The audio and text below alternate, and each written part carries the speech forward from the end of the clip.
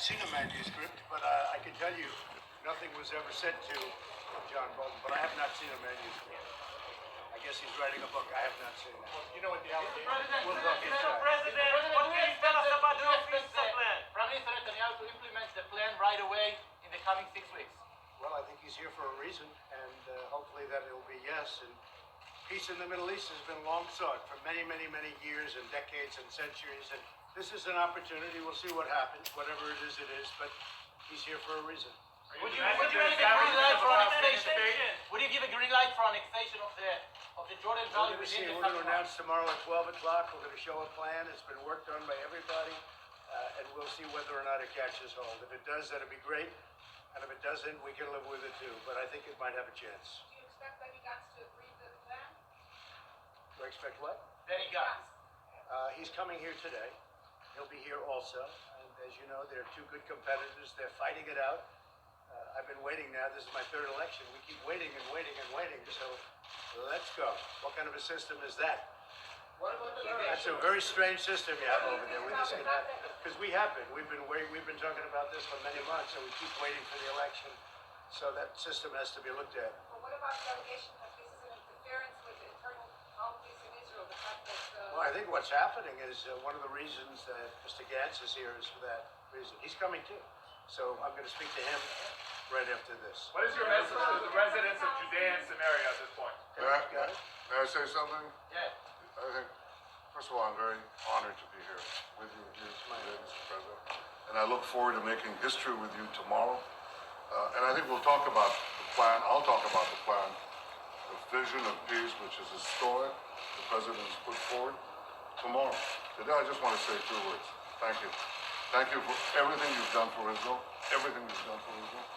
for recognizing Jerusalem as Israel's capital, for moving your embassy there, for recognizing our sovereignty in the Golan Heights, for recognizing our rights in Judea, Samaria, the heartland of our biblical homeland, for the unprecedented security and intelligence cooperation between our two countries.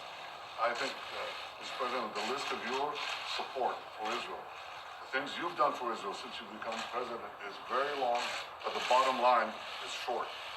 You have made our alliance stronger than ever. And I look forward in the coming years to make it even stronger with a historic defense treaty that will anchor our alliance for generations. One last thing, which I think is important. This is International Holocaust Remembrance Day. And on this day, I'm proud to stand here as the Prime Minister of the one and only Jewish state and thank you for confronting the most anti-Semitic regime on the planet. When you came into office, Iran was on the march. Because of your leadership, Iran is now on the run. You've withdrawn from the dangerous nuclear deal. You slapped on tremendous sanctions. You have, 2 weeks ago, you've taken out the most dangerous terrorist on the planet. All those who seek peace, all those who want to fight terrorism, should thank you, Mr. President, for your bold decisions and your bold actions. And on behalf of the state of Israel, I want to thank you for everything you've done for Israel, for confronting Iran, and for your extraordinary decisions, your friendship, and your leadership. That's the end of my speech. last time I asked you if you were for a two-state solution, are you going to say tomorrow You're going to see two-state and very Palestinian quickly. state? We're going to release a plan tomorrow at 12 o'clock. You're going to see for yourself. Okay, we'll see you inside.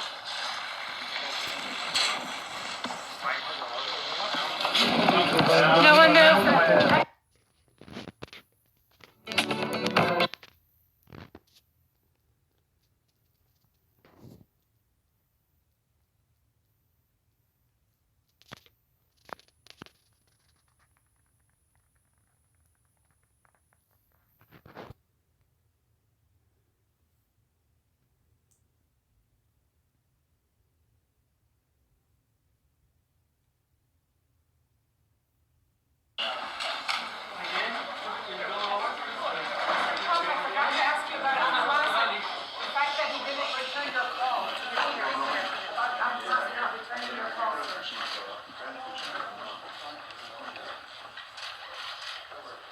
Well, thank you very much. It's an honor to have Prime Minister Netanyahu, a great friend of mine and a great friend of our country. We've had a tremendous, almost 3-year relationship. I've known you for many years before that, but this was 3 years of prime time, and we've done a lot for Israel, and the relationship, I think, has never been better. We're going to be discussing Mideast peace. We're going to be announcing a plan tomorrow at 12 o'clock, and that's a plan that Bibi and his opponent, I must say, have to like very much. And I can say in terms of Bibi, he does, and I think in terms of his opponent, he does too. I'll be meeting with him in a little while.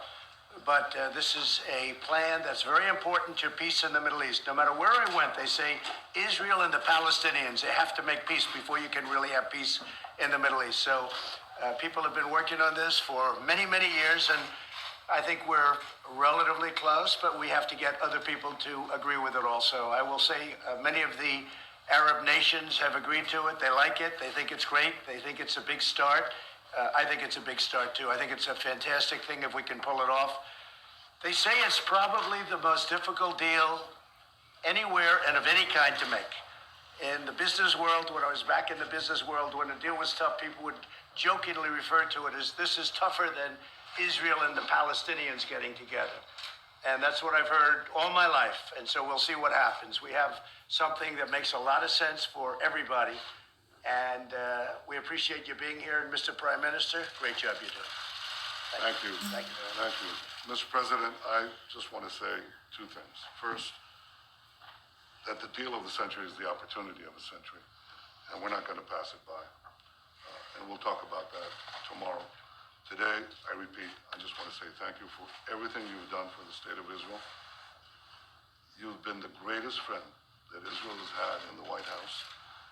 And I think tomorrow we can continue making history. Thank you, Mr. President. I look forward to it. Thank you very much. Mr. President, did you speak to the Palestinians about your plan, to the Palestinian president? Because there are reports... We will be reporting on that tomorrow. It's something they should want. They probably won't want it initially, but I think in the end they will. I think in the end they're going to want it. It's very good for them. In fact, it's overly good to them. So we'll see what happens. Now, without them, we don't do the deal, and that's okay. They're not living well.